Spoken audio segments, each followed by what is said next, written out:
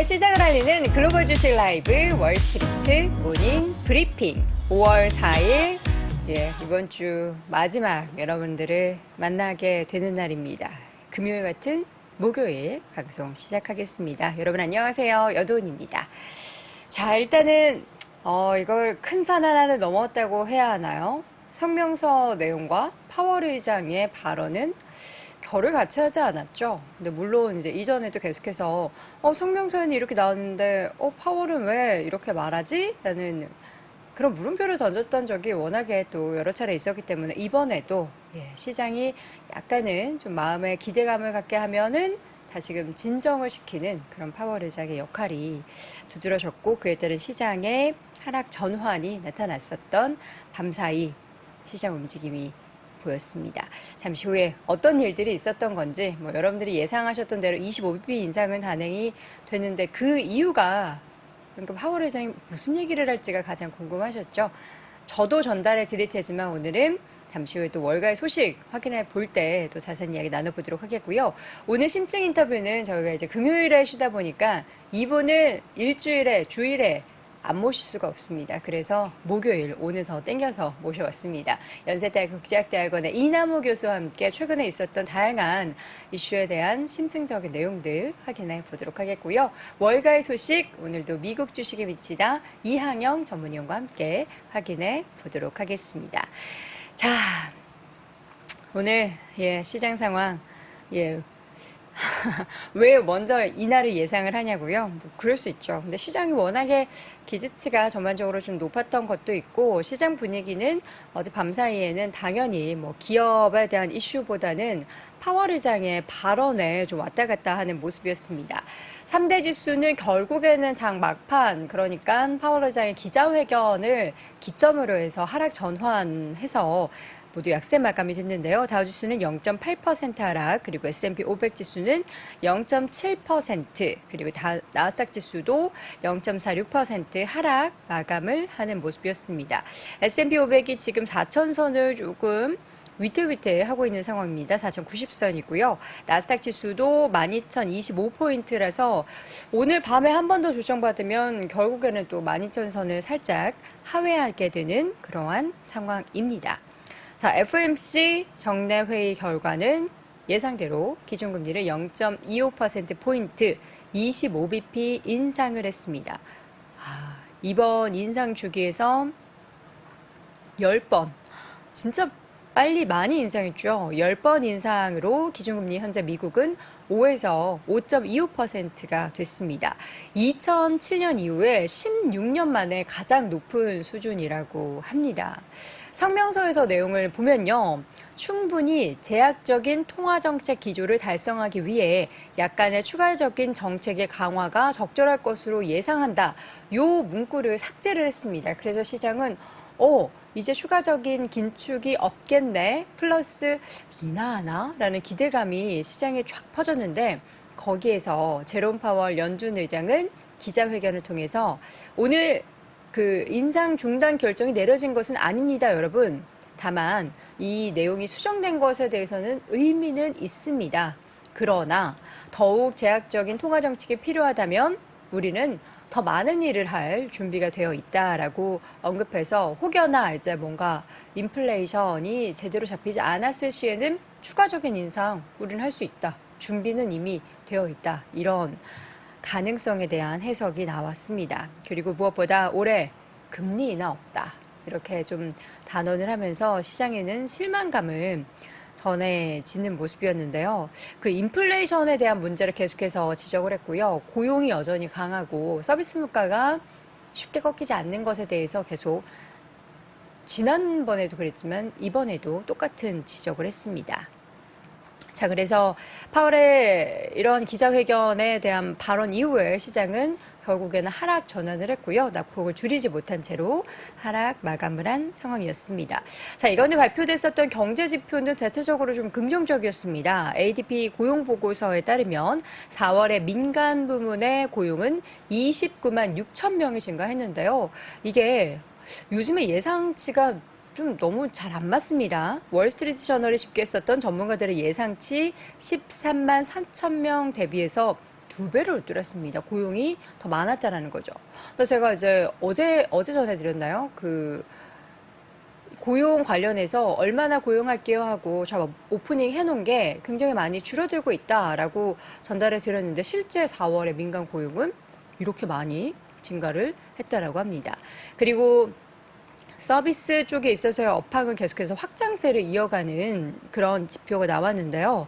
S&P 글로벌이 발표한 4월의 서비스업 구매 관리자 지수, 서비스업 PMI가 53.6으로 최종 집계되면서 지난달 52.6보다는 더 개선이 됐고요. 그리고 또 ISM이 발표한 미국의 4월 서비스업 PMI도 51.9로 집계되면서 전월 51.2보다 더 웃도는 모습이었습니다.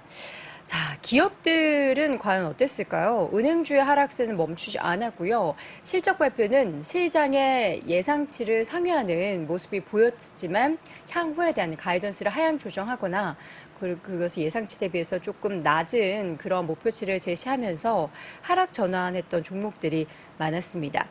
패거스트 뱅크 같은 경우에는 장중에 14% 올랐다가 결국에는 상승폭을 다 반납하고 2%대 하락 마감을 했고, 메트로폴리탄 뱅크도 초반에는 14% 넘게 올랐다가 결국에는 다 토해낸 채로 약보합세 마감. 웨스턴 얼라이언스 방코프 주가도 장중 7% 올랐다가 오히려 5% 하락 마감을 했습니다.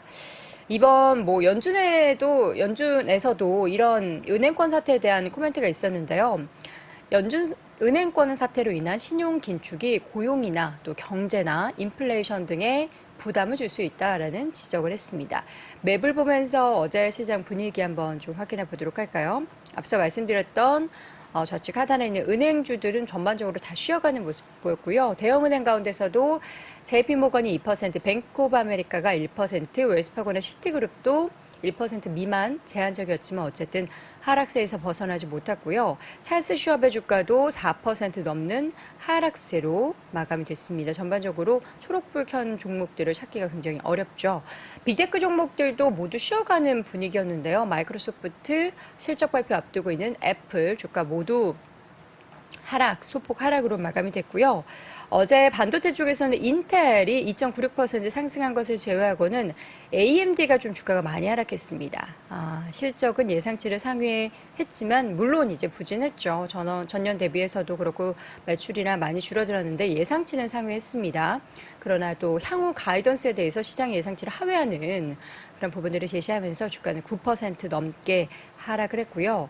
퀄컴의 주가도 2.83% 하락, 마이크론 테크놀로지도 1.6% 하락, 엔비디아의 주가도 1.45% 하락을 했습니다. 메타의 주가도 0.9% 쉬어갔고요. 그나마 구글은 강보합권에서 선방을 했다 정도고 그동안 좀 하락세를 보였었던 넷플릭스나 디즈니 등의 종목들은 반등을 하긴 했지만 반등 폭은 미미했습니다. 아마존도 강보합권, 테슬라도 살짝 오른 강보합권 정도에서 마감이 되는 모습이었는데 어제 이제 실적 발표했었던 기업들 중에서 스타벅스 같은 경우에도 결국에는 전망치 예상에 대한 중국 매출 호조가 이번 분기 실적은 예상치를 웃돌았지만 연간 가이던스를 그대로 유지하는 가운데 주가는 9%대 하락을 하는 모습을 보였습니다.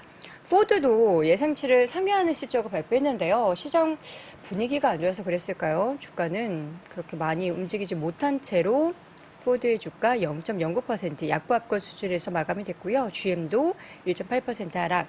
그리고 유가가 계속해서 하락세를 멈추지 못하고 있습니다. 국제유가 WTI 기준으로 밤사이에는 5% 가까이 하락하면서 결국에는 배럴당 70달러 선을 하회를 했습니다. 그 배경에는 계속된 이 원유 수요의 감소에 대한 우려감이 작용을 하고 있고요. 주가는 엑스모빌이 1% 후반대, 쉐브론도 2%, 코노코필립스가 2.5% 하락, 옥시덴탈 페트롤리움도 1.78% 하락을 했습니다. 그 가운데 이제 가운데 보면 헬스케어 쪽도 전반적으로 좀 쉬어가는 분위기였는데 유일하게 좀 진한 초록불을 켠 종목이 있습니다. 맵을 전체적으로 볼까요? 네. 일라이릴리가 6% 넘게 강세를 보였는데요. 일라이릴리 같은 경우에는 이 회사가 개발한 알츠하이머 치매약 도나네마비 치매 진행을 상당히 늦추는 것으로 확인이 됐다라는 소식이 전해지면서 주가는 6% 넘게 상승을 하는 모습이었습니다. 전반적인 시장 분위기가 그렇게 좋지 않았기 때문에 당연히 올랐던 종목보다는 하락했던 종목들이 더 눈에 많이 띄었고요. 실적에 대해서도 좀 괜찮았음에도 불구하고 시장 분위기 때문에 못 올랐던 종목들도 있었는데 하락폭이 좀 상대적으로 깊었던 종목들이 눈에 띄어서 과연 국내 시장에 또 이게 어떻게 반영이 될지가 걱정이 됩니다. 전반적인 시장 분위기 또 잠시 후에는 자세한 이야기 나눠볼 텐데요. 먼저 심층 인터뷰는 연세대학교 국제학대학원 이남우 교수와 함께 잠시 후 돌아오도록 하겠습니다. 네, 월스트리트 모닝브리핑 함께하고 있는 시각 6시 42분 지나고 있습니다. 이번에는 연세대학교 국제학대학원 이남우 교수와 함께하도록 하겠습니다. 어서 오세요. 네, 안녕하세요. 네, 저는 이 교수님을 일주일에 한 번씩 꼭 뵈야 한다라는 그런 사명감이 있습니다. 그러니까 오늘 하루 땡겨서 그쵸. 나왔습니다. 내일 쉬기 때문에 네. 감사드리고요. 자, 오늘 일단은 파월 의장의 이나 없다, 연고 없다도 아니고요. 이나 없다. 이 발언이 바로 시장을 좀 부끄러지게 만드는 그 요인이 됐다라고 하는데 어떻게 보면은 그분은 그분 자리에서 해야 할 말을 한 것 같아요. 계속 그 기준을 이어가고 있잖아요. 어떻게 보셨습니까? 그러니까 실제 그 문구를 보면 네. 이런 문구를 이번에 뺐습니다. 그래서 앞으로 추가 금리 인상을 우리가 할 가능성이 있다. 네. 그 문구를 뺐죠. 그쵸. 그래서 문구만 놓고 보면 시장이 기대하는 대로 앞으로 하반기 연말 되면 금리 인하가 있지 않을까. 그런데 실제 그 이분의 기자회견을 보면 좀 매파적인 발언을 좀 했죠. 그쵸. 그래서 이제 인플레이션이란 말을 여러 차례 쓰고 앞으로 우리가 데이터를 보면서 경제와 금융 상황을 지켜보면서 정하겠다.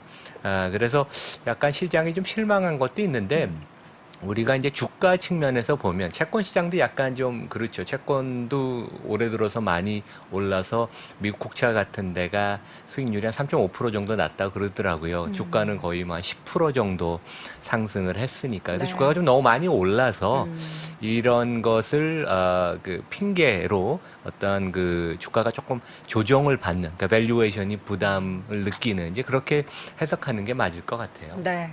자, 항상 S&P 500 기준으로 해서 지금 밸류에이션이 몇 배다 이런 이야기들 항상 하는데 이제 그 뭐라 그럴까요? 그 밸류에이션을 보면은 높다라고 숫자를 보면 높다라고 보는데 실질적으로 개인 투자자들이 체감하는 그 시장 상황은 그렇게 높지 않을 것 같아요. 왜냐하면 또 손실을 많이 봤다가 그렇죠. 예. 최근에 조금 반등하는 그런 상황 속이라서 어쨌든 어쩔 수 없죠. 그 시장 상황에서 우리가 타개할 방법을 찾아야 되는데 자, 오늘 그러면 우리 이남우 교수님과 함께 역시나 다양한 주제를 가지고 오셨고요. 흥미롭지만 생각을 정말 많이 고민해봐야 될 그런 주제를 많이 가지고 오신 것 같아요, 오늘.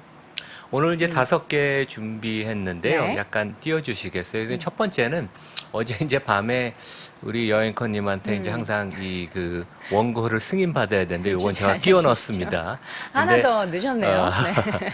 그 우리가 좀 생각하는 거랑 약간 틀려요. 그러니까 1년 사이에 4월 말 기준으로 1년 전과 미국 주가가 얼만큼 변화했을까? 우리 느낌상 주가 많이 빠졌을 거라고 생각하는데 실제 주가가 전혀 하락을 안 하고 0% 오르지도 않고 내리지도 않고 그래서 텀리가 이제 그 이메일 보내는 게 있어요. 옛날에 한동안 활동 많이 했죠. 그래서 그분 자료를 보다가 이게 무슨 의미가 있나 이제 그 말씀을 드리고 금년 들어서 주가가 한 8, 9% 정도 올랐는데 약간 불안해요. 그 이유는 주가 상승의 80%가 7종목 때문에 기인이 했습니다. 그중에 빅테크가 5개, 테슬라, 엔비디아인데 너무 나머지 시장은 거의 움직이지 않았거든요. 그래서 그런 면에 있어서는 조금 불안한 느낌이 들지 않나 그런 말씀을 드리고 세 번째, 네 번째 토픽은 좀 관련이 있습니다. 네. 그래서 제가 이제 항상 강조하는 게 너무 공격적인 리스크가 많은 투자를 하지 말자. 왜냐하면 기업이라는 건 살아있는 그 생명체인데 그 자체가 리스크를 많이 지고 경영을 하는데 우리가 거기다가 레버리지를 얹거나 아니면 공격적인 투자를 하면 그 자체가 너무 과도한 리스크여서 실패할 수도 있지 않을까. 근데 이제 금년에 보면 3월 이후로 지역은행들의 부도 소식도 있고 주가가 뭐 폭락을 했다 그래서 기회를 포착했는지 모르겠지만 1,000억 이상을 우리 서학개미 분들이 지역은행에 투자를 하셨더라고요. 네. 아마 대부분 원금이 다 날아갔을 텐데 제가 투자 관련돼서 조금 다시 그 원칙을 조금 말씀을 드리고 싶고 지금 미국에서는 어떻게 보면 연준의 발언보다 더 주목을 받는 게 지역은행들이 앞으로 어떻게 될 것인가. 왜냐하면 이제 주말에 그 First Republic을 JP 모건이 전격 인수했잖아요. 근데 어제도 미국 지역은행들 특히 장 마감 후에 팩웨스트나 웨스턴 얼라이언스 같은데 주가가 20, 30%, 50%씩 하락하고 그랬어요. 그래서 이게 어떻게 보면 미국 경제의 가장 큰 리스크인데 저는 미국의 은행이 너무 많고 결국 통폐합의 과정을 거쳐야 되는데 그 과정이 이렇게 순탄하진 않겠다. 그래서 저는 조금 원래 미국 경제 항상 좋게 봤는데 네. 조금 이 부분이 좀 걱정이 됩니다. 그리고 이제 지역은행들이 미국 경제에서 워낙 중요한 역할을 하거든요. 그리고 이제 마지막으로 아까 말씀하신 스타벅스 관련돼서 우리가 컨슈머 주식은 이런 지표들을 봐야 된다. 이제 그 말씀을 제가 드리겠습니다. 네, 지금 앞서 말씀해 주셨던 팩웨스트뱅크가 지금 시간의 거래에서 55% 정도 그렇죠. 폭락을 네. 하면서 우리 네. 시청자분들도 은행권 이슈가 결국에는 이렇게 더 계속해서 연쇄적으로 터지게 되는구나라는 우려를 하고 계신데요. 그러니까 팩웨스트가 장 마감 후 왜 더 폭락을 많이 했냐면 네. 그 경영진이 전략적인 옵션을 우리가 생각하겠다. 결국 이제 매각한다는 네네. 얘기거든요. 근데 이제 매각을 한다는 것은 우리가 그동안 실리콘밸리 뱅크도 그렇고 퍼스트 리퍼블릭도 그렇고 자산을 현가로 현재 가치로 마크투마켓을 하면 자기 자본이 마이너스라는 얘기거든요. 네. 이제 그래서 이제 주가의 가치는 이제 제로에 가깝다는 그런 얘기죠. 예. 자, 하나씩 좀 열어보도록 네. 하겠습니다. 저도 말씀해 주셔서 1년짜리 S&P 500 기준으로 주가의 지수의 움직임 쭉 봤는데요. 박스권이었네요. 그러니까 어. 금년 4월 말 기준으로 4,169였는데 정확히 1년 전 4월 말에 4,130이에요. 그래서 실제 주가는 하나도 안 움직였고 네. 어떻게 보면 작년 초에 4,800에서 시작해서 주가 하락의 대부분은 첫 한 서너 달에 다 이루어진 것이다. 물론 이제 그 이후에 주가가 3,500까지 하락은 했지만 그래서 1년간 주가 변화는 제로인데 이제 그런 것 같아요. 그러니까 작년에 주가가 폭락을 하면서 투자가들이 리스크 오프를 했죠. 그래서 주식을 많이 비웠는데 금년 들어서 리스크 온으로 조금 전환이 되지만 투자가들은 여전히 좀 자신 없는 상태이고 그래서 실제 이렇게 자신이 없고 주식이 적은 상태에서 헤지펀드의 공매도가 많을 때 주가는 오히려 더 많이 올라갑니다. 아이러닉하게. 그래서 미국 주가도 생각보다 많이 올리고 국내 주가도 뭐 예상보다 좀 선방을 금년에 하고 있잖아요. 그래서 그런 그 상승 국면을 우리가 뭐 이렇게 좀 해석을 해야 된다. 네. 이제 그런 말씀을 드리겠습니다. 네.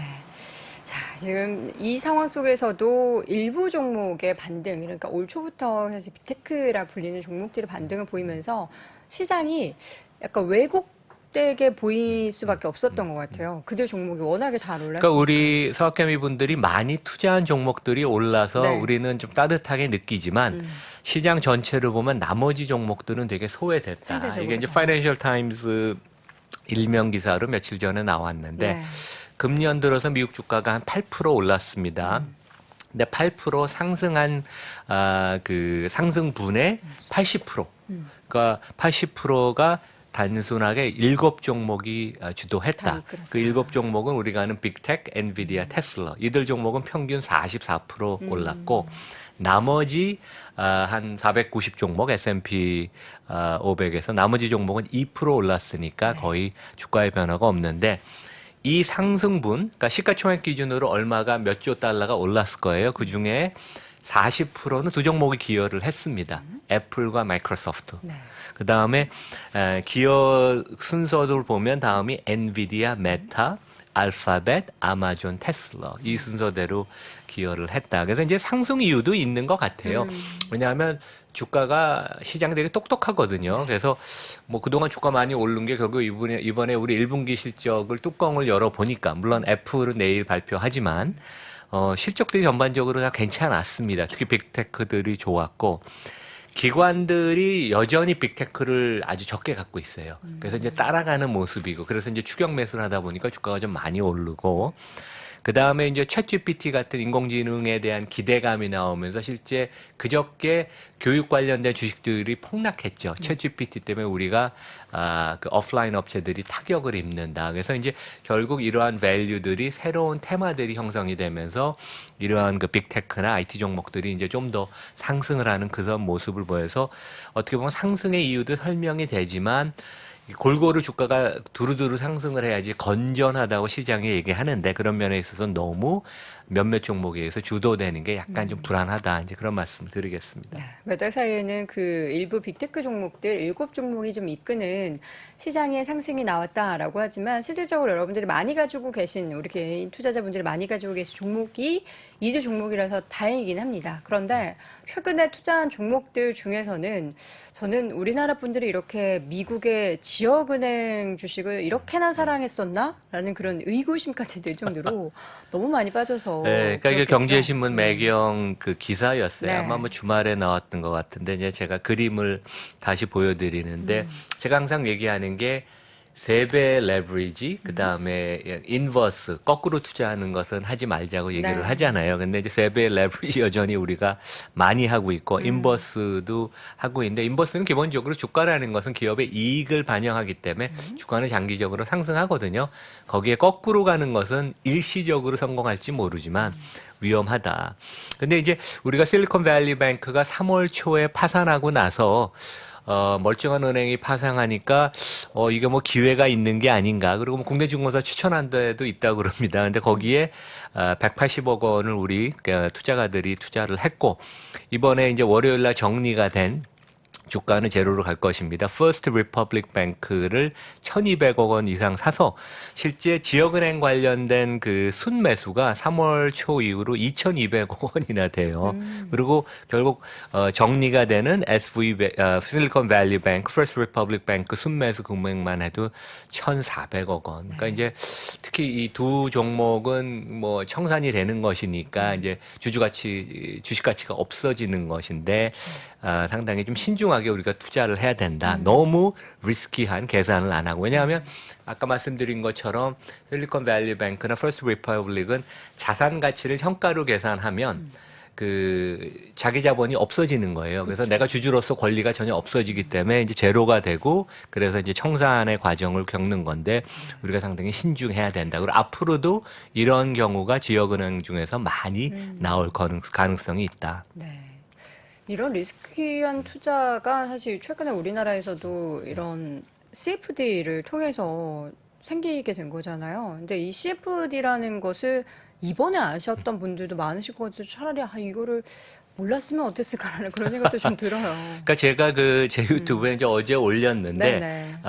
여기 보면 용어들이 어려워요. 그러니까 제 그 제목이 이제 그 주가 조작 성과 수수료 50%, 그다음에 이제 부제가 SG발 CFD 주가 폭락 사태. 근데 CFD는 저도 뭐 30년 이상 시장에 있었지만 네. 이번에 처음 들었어요. 근데 이게 어떻게 보면 제가 들여다보니까 전문 투자가인 헤지 펀드들이 그 레버리지를 하고 그럴 때 쓰는 그 스왑을 얘기하는 거거든요. 가장 전문 투자가가 하는 것을 어떻게 보면 5천만 원 넣으면 개인 투자가들 할 수 있다는 것이 말이 안 되고, 그 다음에 이제 SG라는 것은 이제 그 프랑스 은행, 석시에 제너럴을 얘기하는데, 어떻게 보면 우리 서학개미 분들이 지역은행에 투자를 잘못해서 날린 거랑, 또 국내에서도 이러한 사태, 지금 뭐 계속 조사가 되고, 감독원 검찰이 조사를 한다고 그러는데, 이 사태도 비슷한 것 같아요. 우리가 모르는 것에, 레버리지가 많은 것에 너무 위험한데 투자를 했다. 네. 그런 것인데,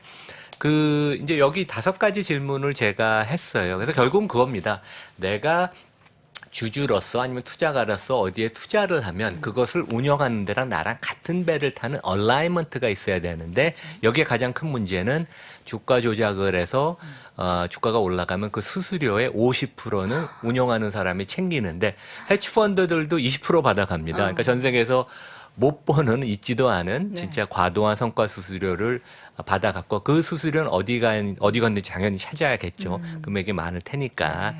그다음에 이제 사람들이 이런 질문을 합니다. 왜 그 미국 증권사가 아니고 SG증권이냐. 근데 불란서 사람들이 원래 수학을 잘해서 파생상품은 제일 그 강자예요. 그래서 이제 미국 증권사 데스크에서도 파생상품은 프랑스어를 쓰는 사람이 많습니다. 그래서 이제 SG가 등장을 하는 거고 우리 헤지펀드의 뭐 빌황 아키고스 사태와 기본적으로 같은 사태입니다. 과도한 레버리지를 해서 일부 종목에 집중 투자를 해서 그것이 한 방에 이제 무너지는 그 리스크 관리가 전혀 안 된 거죠. 그다음에 이제 마지막으로는 제가 이제 외국 투자가들하고 외국 증권사 대표 후배들한테 좀 물어봤어요. 그래서 이 사태를 어떻게 보나. 그래서 이제 이런 얘기를 합니다.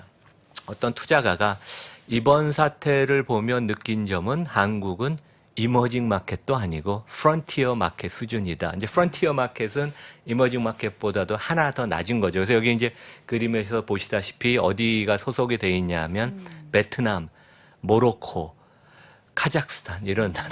그러니까 뭐 안타까운 얘기인데 우리 정부가 MSCI 선진 지수를 편입하겠다고 그러는데 이런 기본적인 제도, 관리, 그다음에 이제 투자가들의 금융 지식도 상당히 좀 문제가 되는 거 아니에요. 내 돈이 어디에 투자가 돼 있는지 비밀번호도 모르고 계좌번호 그걸 다 주는 그런 것들이 상당히 이제 문제가 돼서 밖에서는 조금 뭐 한국이 제조나 이런 면에 있어서는 뭐 선진국인데 금융에 있어서는 여전히 개선의 여지가 많지 않나 이제 그렇게 보는 것 같습니다.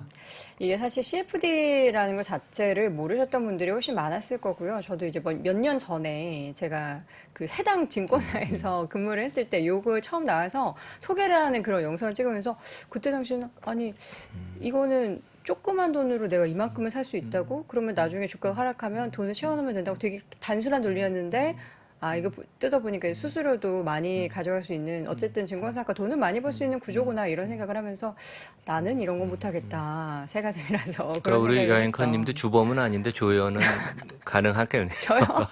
아닙니다. 저는 전혀 상관이 네, 없습니다. 그러니까 우리가 진짜 투자할 때 내 네. 돈이 어디에 어떻게 투자되고 그 투자 대상의 리스크가 어떤지 잘 알아야 될 것 같습니다. 그렇죠. 자, 리스크를 그러니까 하이 리스크 하이 리턴이라고 생각하지만 사람들이 그 리스크가 무엇인지를 제대로 알지 그렇죠. 못하고 그러니까, 투자를 하니까 그게 더 내가 문제인 것 같아요. 투자하는 어떤 금융 상품이면 그 네. 금융 상품의 언더라인에 그쵸. 밑에 뭐가 깔려 있는지 내가 기업을 투자하면 종목을 투자하면 그 비즈니스는 얼만큼 리스크가 많은지. 근데 이제 다시 한번 얘기하지만 그 정상적인 경우에 장기 투자를 하면 미국 주식시장은 ETF 같은 걸 사면 장기적으로 30년, 50년, 100년 동안 배당 포함해서 한 연 10% 수익을 줬어요.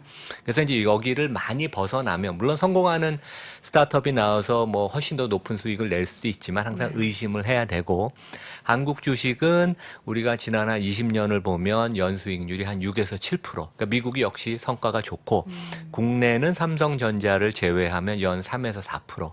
그렇게 높지는 않다. 그래서 기업은 이미 리스크를 많이 지고 장사를 하기 때문에 거기다가 내가 투자가로서 레버리지를 추가로 많이 얻는 것은 되게 위험하고 하여간 레버리지라는 것은 내가 살 집을 빼놓고는 부채를 지고 금융 투자를 하는 것은 상당히 경계해야 된다. 이제 그런 말씀을 드리겠습니다. 과도한 레버리지 투자. 여기에 따른 좀 우리가 이번 사태를 통해서 굉장히 이런 것들을 지양을 해야겠구나라는 생각을 많이들 하셨으면 좋겠고, 이런 다양한 투자 중에서 우리가 좀 실수를 계속해서 범하게 되잖아요. 잘 몰라서도 그렇고 알고 있으면서도 제대로 알지 못해서 실수를 하게 되는데 이런 것도 좀 피하려면 어떻게 해야 될까요? 그러니까 제가 그 실수를 줄이는 6가지 이제 요령을 정리를 해보면 먼저 내가 그 회사의 제품과 서비스를 아는 경우에 가급적으로 투자하자. 국내만 해도 상장 종목이 3,000개, 미국은 더 많은데 너무 내가 모르는 거 주위에서 추천한다고 과감하게 베팅을 하지 말자. 그다음에 두 번째는 예측하기 어려운 변수들이 있어요. 뭐 유가 같은 거. 이제 거기에 많이 그 기업 이익이 좌우가 되는 그런 종목은 피하자.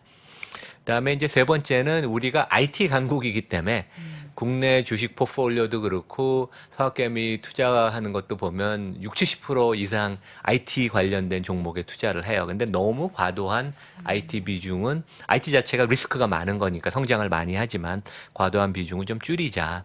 그다음에 이제 대주주나 경영진의 거버넌스가 문제가 있는 데는 피하고, 그다음에 5번째는 내가 그 어느 종목에 관심이 있으면 그 회사의 장기적인 주가 수익률, 기업 이익이 얼만큼 증가했는지 한번 계산해 보는 게 좋아요. 이거는 우리가 그냥 그 스마트폰 갖고 계산할 수 있거든요.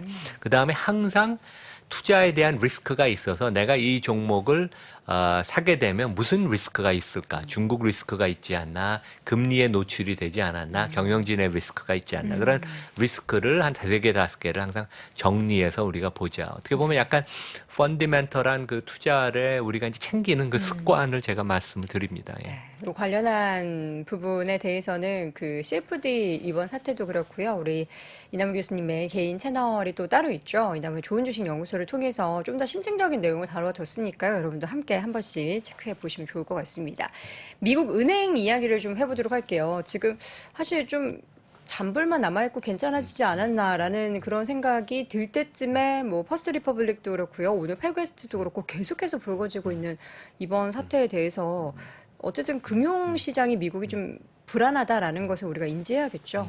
그러니까 상당히 좀 불안해요. 왜냐하면 미국 사회라는 게 로컬 커뮤니티 중심이고 로컬 커뮤니티의 가장 핵심이 지역은행들인데 그러니까 14,000개의 은행이 있다는 게 대형 은행 몇 개 빼놓고는 다 중소형 지역은행들이거든요. 네.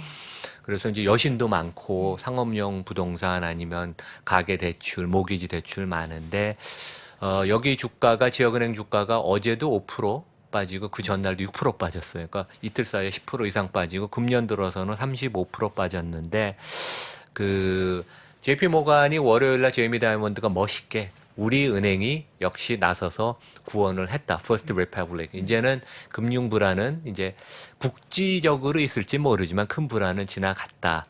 뭐 이제 그런데 실제 시장은 반대로 생각하고 그다음에 이제 미국 시장 같은 데는 또 헤지펀드들은 그러면 다음에 불안한 데가 어딘가 그래서 거기를 타겟으로 해서 또 공매도를 치죠. 그래서 너무 이게 심해지면 아마 미국 금융당국이 지역은행 같은 데는 공매도를 중단할지도 모르겠어요. 왜냐하면 주가가 워낙 많이 빠지고 그 자체가 실상보다 더 그런 그 관념 자체가 그 더 시장을 금융 불안을 만드니까.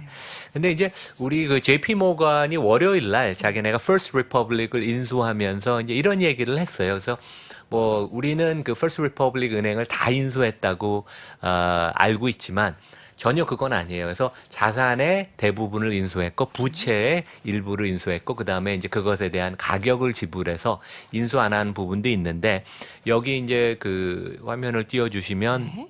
발표한 내용 중에 이게 제일 가장 중요합니다. 제일 빨간 것으로 제가 박스를 그린 JP 모건 체이스는 First Republic의 우선주와 은행채에 대해서 우리는 책임을 지지 않습니다. 그리고 보통주 주식은 얘기도 안 한 게 그건 당연히 책임을 안 지니까 그렇죠. 그래서 뭐가 문제냐 하면 수천 개의 지역은행이 있는데 과연 JP 모건 같은 데 이렇게 블레싱을 주지 않으면 얘네들은 증자도 어렵고 우선주 발행도 안 되고 은행채 발행도 어려우니까 생존 자체가 어려워요. 그리고 이번에 우리가 느낀 것은 과거 금융위기랑 틀린 것은 온라인 뱅킹 앱에서 한번 버튼 누르면 내 돈을 다 찾을 수 있으니까. 그래서 기본적으로 지역은행의 비즈니스 모델이 깨졌습니다.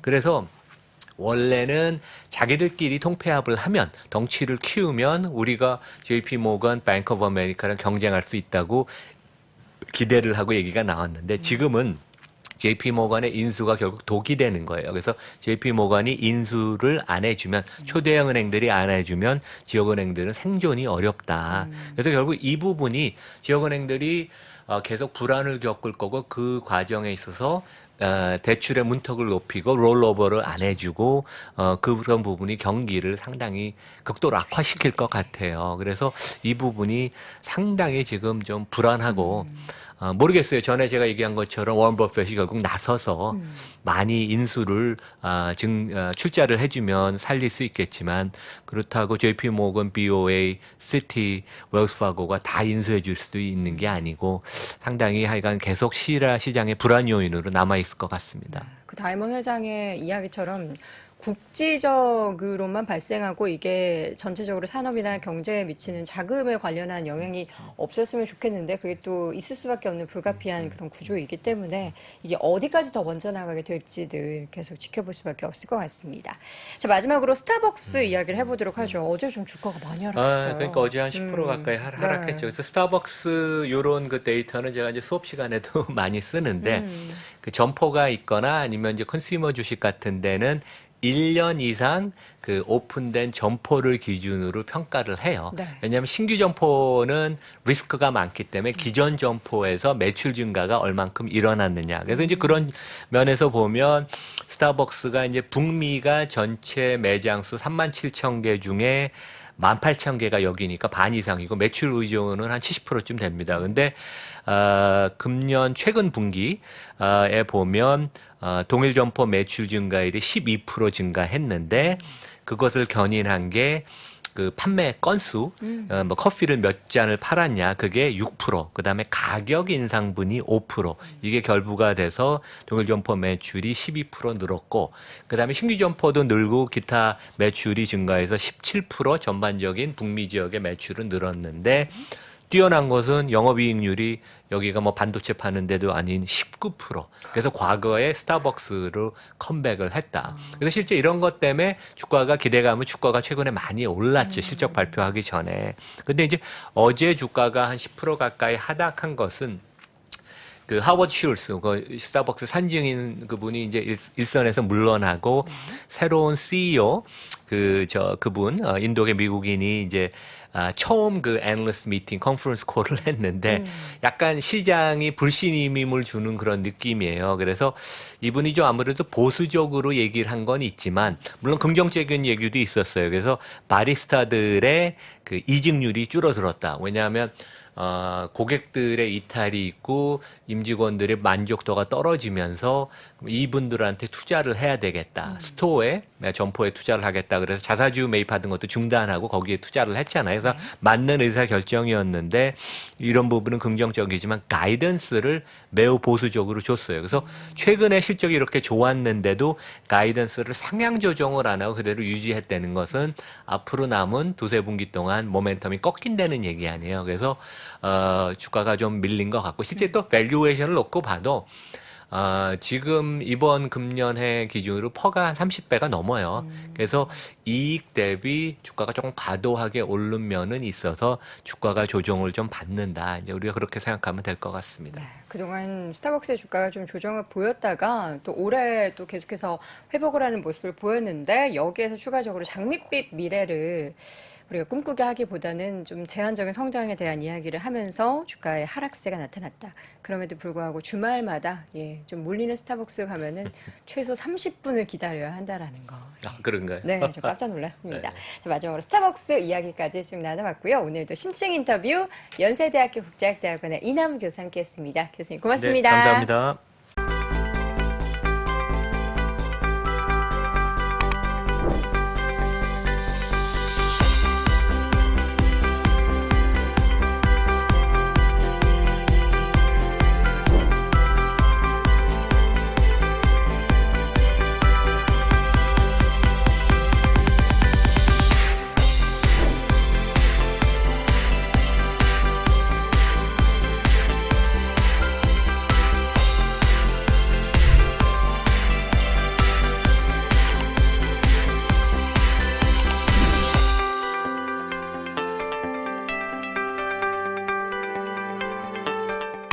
스트리트 모닝 브리핑 한국투자신탁운용과 함께합니다.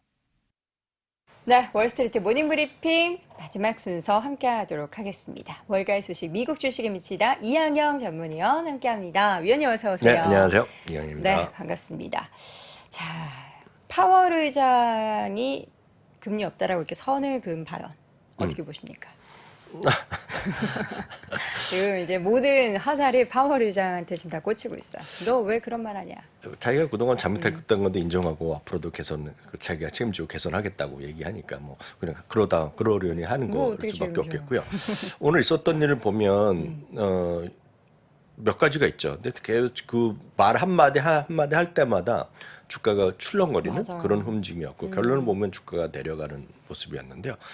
저는 이렇게 한번 정리해봤습니다. FOMC의 오늘 발표문 보면 금리 인상의 멈춤을 시사했다. 멈춤을 시사했다라고 보셔야 되겠고요. 계속 나왔지만 멈춤을 결정한 적은 없어요. 그러니까 멈춤을 시사한 정도. 그걸 어떻게 알 수 있냐면 앞으로 이제 추가적인 금리 인상에 대한 문구를 좀 삭제하는 정도라고 보셔야 되겠고요. 그렇지만 추가 금리 인상 가능성은 배제할 수 없다는 얘기가 질문과 답변 과정에서 나오면서 네. 주가가 흘러내렸다라고 보셔야 되겠고 그러다 보니 3대 지수는 마감한 채 오늘은 마감됐다라고 보셔야 되겠습니다. 네. 바로 이 부분이 되겠습니다. 그래서 제목은 이렇게 얘기하는 거죠. 그 기사 제목은 더 할 수 있는 준비가 돼 있다라고 일단 해석을 한 겁니다. 사람들이요. Do more. 저 두가 네. 인상을 얘기하는 그렇죠. 거죠. prepared는 준비돼 있다는 그런 표현이 되겠고요. 요 내용이 직접 자기가 한 말인데요. 그거 이제 빨간색인데 나중에 보시면 되겠고요. 그거 이제 번역기를 돌리면 딱 이렇게 되겠습니다. 우리 위원회는 인플레이션이 그렇게 빨리 내려가지 않고 요거는 직접 한 워딩 자체입니다. 내리지 않고 시간이 걸릴 것이라는 견해를 가지고 있고 그 예측의 대치를 옳다면 금리를 인하하는 것은 적절하지 않은 거다. 금리 인하가 왜냐하면 금리 인하는 지난번에 금리 인하 없다라는 못을 몇 번 박았잖아요. 오늘은 못을 박진 않았지만 열어놨다는 표현이 되겠는데 금리 인하에 대한 기대감이 지금 페드 워치트를 보면 나와 있고 오늘도 마찬가지입니다. 오늘도 두세 번의 금리 인하가 여전히 사람들이 기대를 하고 있어요. 다만 전반적으로 보면 오늘도 다시 한번 금리 인하를 시사하지 않았고 금리 인상 가능성도 그 문을 여전히 열려 있다는 표현을 강력히 했고 바로 그 부분 때문에 지금 주가 오늘 떨어졌다라고 보셔야 되겠습니다. 네. 자, 지수의 하락세가 뭐 생각보다 깊지 않았다라고도 볼 수 있겠지만 그래도 이 시장이 이제 뭔가 예상대로 흘러가는 그런 분위기 속에서 올라가길 바랐는데 저는 떨어져서는 조금 아쉽습니다. 맞아요. 어저께 이제 JP모건의 예측 다 보신 분 어제 밤에 미장원에 있나 그 전날에도 보셨겠지만 JP모건의 예측을 보면 금리는 지금 인하를 이번에 25bp 올리고요. 그리고 금리 인상 가능성을 좀 없애는 정도. 금리 인하를 시사하는 정도만 나오더라도 괜찮을 거라고 얘기했는데요. 처음에 시사하는 정도 그런 기대감 이런 거로 인해서 주가가 좀 내려갔다가 금리 오히려 인상 가능성 완전히 배제한 건 아니고 금리 인하는 지금 어려운 거를 다시 한번 얘기했거든요. 이거 오늘 주가가 약간 떨어지는 그런 모습이었고요. 이 그림부터 보시면 이거는 연준의 기준금리가 10번째 올려갔다는 그런 팩트 위주로 그런 가파르게 역사적으로 가장 가파르게. 그래서 쉽게 보면 1년 동안 그 5%가 올라갔다라고 아주 이해하시면 되겠습니다. 5%가 올렸다라고 보셔야 되겠고요. 그러니까 5% 올린 건 진짜 대단한 거 아닙니까 지금요? 금융시장의 변화한 모습을 보여겠는데요. 금리는요. 미국의 금리는 오늘 지금 나면 조금 좀 내려가는 모습을 보여줬어요. 네, 그것은 어찌 보면 한 측면에서 보면 뭐 리세션에 오늘 완전히 그런 우려할 만한 리세션 없을 것 같다 얘기를 했지만 실제로 보면 금리는 좀 내려갔다라고 보셔야 되겠고요. 바로 이 부분이 좀 자세히 보실 만한 건데요. 기대 정책 금리라고 저희가 꼭 이런 날을 꼭 확인해 드립니다. 저희가 보여드린 거가 이런 연준의 금리 결정이 있는 날 아니면 물가가 발표되는 날 그런 날을 저희가 중요시하게 발표되는 건데요. 여기 보시면 빨간색 핑크색이 오늘자입니다. 오늘자요. 오늘 또 그런 발표 이후의 얘기가 5월 3일자가 되겠는데요. 어제보다 조금씩 올라갔어요. 내년 이후는 엇비슷하거든요. 내년 이후는 엇비슷하지만 올 한 해의 움직임을 보면 좀 약간 올라갔어요. 그래서 많은 사람들이 여태까지 10명 중에 9명은 이번에 금리를 서너 번 인하하지 않겠냐고 했지만 그중에서 몇 명은 이탈했다고 보시면 돼요. 몇 명. 그래서 약간 올라갔죠. 약간 흐리 있게 보이지만 약간 올라간 건 분명히 팩트입니다. 그래서 이 정도가 오늘 주가 좀 영향을 미쳤다라고 보셔야 되겠습니다. 결론적으로 보면 연준은 여전히 강경한 발언을 하고 있고 강경한 입장을 보여주고 있지만 투자자들은 여전히 금리가 내려갈 걸 대비해서 베팅하고 있다는 얘기죠. 금리에 대한 하락의 베팅은 여러 가지 나오겠죠.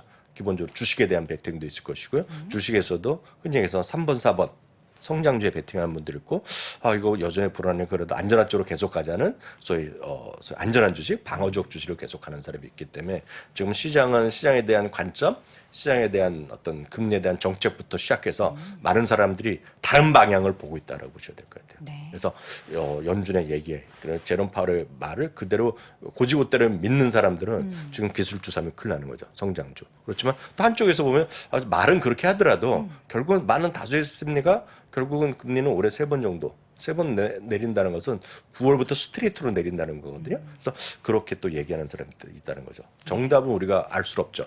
그렇지만 제 입장에서 보면 지금은 어떤 경우에도 무리하시면 안 된다라고 보셔야 되겠고요. 지금은 예를 들어서 너무 많이 떨어진 것도 마찬가지, 너무 많이 올라간 것도 마찬가지, 양쪽 모두 좀 조심하셔야 돼요.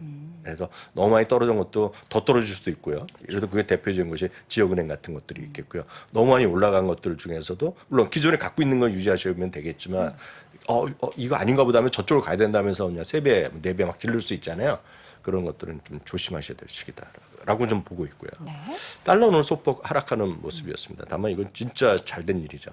잘된 일이고 좀 꾸준하게 내려가서 늘 말씀드리지만 이거 98, 95 이렇게 계속 쭉쭉 내려갔으면 좋겠습니다. 저렇게 내려가도 우리나라의 달러 원환율이 쉽게 꺾이지 않는 게 그 약세가 좀 벗어나지 못한다라는 게 참 안타깝네요. 우리나라는 안타깝죠. 안타깝지만 이게 진짜 걱정되는 것은 이게 정말 구조적으로 될 수 있는지에 대한 것들이 걱정이 있는 거죠. 왜냐하면 지금 젊으신 분들이요, 예를 들어서 뭐라고 얘기할까요? 그 2000년대 이후에 태어나시거나 그때부터 좀 조금 활동하신 분들이 있잖아요. 그래서 사회생활 하신 지 15년 뭐 이렇게 좀 안 되신 분들을 보면 우리나라는 항상 뭐 IMF 전후 직후부터 지나갔고 그때는 최악이었고 그 이후 어느 시점 되면 우리나라는 당연하게 무역 수지 흑자가 나는 나라입니다. 아주 당연하게. 그리고 돈이 엄청나게 불어나와서 장국에서 돈에 달러가 계속 쌓이는 거죠. 그래서 달러가 쌓이다 보니까 여기저기 투자도 많이 하게 되고 외국에 달러 타다 보니까 쉽게 여행도 많이 가는 거죠.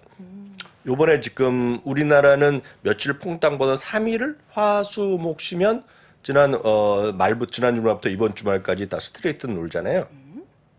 저희는 일을 하지만 그쵸. 맞죠? 황금 연휴잖아요. 근데 3일을 뭔가 직장 다영업자는 꿈도 못 꾸는 거고 직장인분들 중에서도 정말 제대로 되는 거.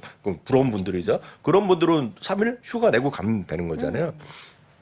일본은요 그런 건 상관없이 계속 노는 거 아시죠? 일본은 그냥 황금 연휴입니다 지금요. 제가 뉴스 보고 깜짝 놀랐습니다. 일본 사람들이 이번에 해외 요 기간에 몇 명 가는지 아세요? 모르죠. 저도 몰랐죠. 몰랐는데 뉴스 보고 알았죠. 많이 가나요? 많이 간다는 거 자체가 우리가 감이 없잖아요. 일본 사람들도 인구의 몇 퍼센트? 그러니까 안 가다가 가니까 못 갔으니까 네, 가니까 많이 가가잖아요. 그게 34만 명입니다. 그 일본 인구가 몇 명이죠? 1억 좀 되겠죠. 1억 넘겠죠. 하여튼 35만 명이다. 33만 명, 35만 명. 그리고 또 여전히 외국 가기 좀 불안하다 보니까 어딜 많이 가냐면 그 안에서 많이 가는 곳 있잖아요. 그래서 오사카, 고베 이런 데 가면 바글바글한 거 많이 보셨을 것 같아요. 뉴스 보셨는데요. 우리나라 이번에 얼마 간지 아세요? 우리나라 몰라요. 135만 명이에요. 저도 135만 명이었는데 뉴스를 확인해 봤어요. 다들 어디 가십니까? 그게 제가 무슨 말이냐 하면 왜 말씀드리냐면 예전에 제가 아주 어렸을 때는요. 일본 사람이 매번 한국 왔어요. 상대적으로 많이 왔죠. 예, 예. 근데 지금 우리나라가 왜 이렇게 외국 많이 가게 됐냐는 것은 여행의 자유화도 있지만 그만큼 우리나라가 달러가 풍족해졌다는 거죠. 달러가 풍족해졌기 때문에 어느 순간 우리나라 해외여행 자유화가 된 거예요. 네. 여러분들 보시는 분 중에서 예를 들어서 한 60대 이상 되신 분과 그 이하 되면 많이 차이 납니다. 60대 이상 되신 분들은 결혼하신 분 중에 88년, 89년 이전에 결혼한 분이 많잖아요. 부모님이세요. 저희 부모님도. 부모님 해외 신혼여행 어디 가셨어요? 그냥 지역을 갔죠. 경주 뭐 이런 데 가겠죠. 온양 가신 분 많고 부산에 가신 분 많아요. 진짜 많아요. 그 시절에는 온양이에요. 제주도나 뭐 온양 온천. 그죠. 그게 시대에 따라 경주. 가는 거죠. 그게 우리나라 1990년대 들어가면서 해외여행 자유가 된 거예요. 진짜로. 네. 그래서 그 전에는 해외여행 잘 못 갔어요. 자유화가 안 됐을 시기거든요. 그게 달러의 힘인데 지금 달러가 우리나라 약간의 지금 적자가 계속되면 말이 길어졌지만 달러 네. 적자 되면 쉽지 않은 겁니다. 지금. 그렇죠. 그래서 그 부분은 좀 민감하게 보시면 좋을 것 같고요. 네. 유가는 계속 좀 내려가면서 많이 하락했죠. 하락했죠. 유가 하락하는 것은 뭐 유가 하락할 때 나오는 얘기는 뭐 중국 얘기도 나왔지만 결국 리세션에 대한 우려가 분명히 있다라고 보셔야 되겠습니다. 네, 금값은 계속 왔다 갔다 합니다. 금값은 고점에서. 오늘도 여전히 2,000달러 위에서 계속 움직이는 모습. 오늘도 상당히 좀 올라가는 모습. 이게 그 차트가요. 어제 오늘짜리 짧은 차트는 지금 보여드리는 건 전부 다요. 네. 금값이 또 급등하는 모습 보여주고 있죠. 그래서 이것은 그만큼 뭔가 불안감을 느끼는 사람도 꽤 있다라고 보셔야 될 것 같습니다. 네, 주식시장은 모든 섹터가 다 빨간불이었어요. 네, 모든 섹터가 많이 빠졌죠. 에너지 섹터가 많이 빠졌고요. 에너지 섹터에 여러분들이 관심이 없으시지만 에너지 섹터는 지금 데스 크로스가 오르났습니다. 그래서 51선이 200에서 툭 내려갔죠. 네, 그래서 이게 그 에너지가 이제 꺾여 있는 거를 그 기술적으로도 이제 추세적으로 보여준 거지. 오늘 이제 보신 분이 별로 없으실 텐데요. 아마 여러분들 보시는 차트나 여러분 쓰시는 뭐 MTS 아니면 여러분 보시는 사이트 있으시면 한 51선과 200일선 한번 같이 그려보세요. 그럼 데스 크로스가 난 걸 확인하실 수 있을 것 같습니다. 네, 그리고 다 모든 섹터가 다 하락했다라고 보셔야 될 것 같습니다. 네. 그 중에서 종목 스타벅스 얘기를 저희가 앞서서 이남우 교수님과 할 때 여러분들이 또 의견들을 다양히 주셨습니다. 이제 한국 스타벅스의 미국 지분이 다 빠져나갔잖아요. 근데 네네네. 명확하게 밝혀두자면 네. 지분은 다 빠져나갔어도 로열티, 그러니까 매출의 5%는 계속해서 미국의 스타벅스 본사로 갑니다. 그러니까 연결고리가 완전히 끊어졌다고는 할 수 없어요. 우리나라에서 매출이 많이 발생하면 그에 따른 5%의 매출 로열티도 더 많이 발생한다는 거. 브랜드 사용료를 내겠죠? 당연히 내죠. 네. 네. 아니라고 이제 왜 한국 스타벅스 얘기를 거기서 하냐 이렇게 하시는 분들이 계셔서 TMI로 알려드립니다.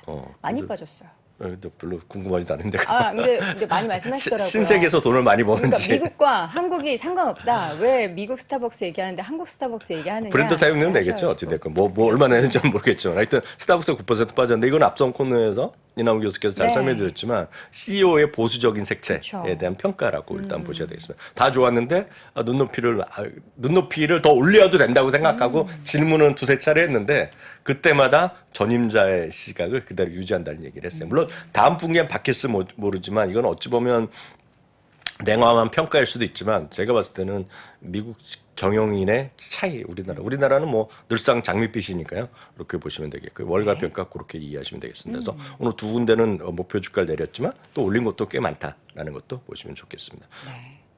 다음은 AMD인데요. AMD 어저께 잠깐 말씀드렸지만 잠깐 속보로 전해드렸지만 AMD는 마진율이 떨어진 거가 있습니다. 다만 실제로 보면 실제로 이익이나 매출은 전부 다 예상보다 넘어났어요. 물론 그 자체가 감소세지만 어떤 눈높이는 분명히 맞춰놨습니다. 다만 AMD도 똑같은 논리입니다. 리서스가 어저께 얘기한 거는 실제로 가이던스를 월가의 눈높이를 못 맞췄어요. 가이던스가 좀 미흡한 거 말씀드리겠고요. 또 하나 역시 PC 어제 우리가 얘기했잖아요. PC를 많이 사야 되는데 PC를 안 산다는 거. 다만 하반기에 대해서는 긍정적이에요. 하반기에는 데이터 센터 엄청 좋아질 걸 얘기했는데 그 부분에 대해서는 약간의 또 갸우뚱하는 의견이 좀 있었다라고 보셔야 되겠고요.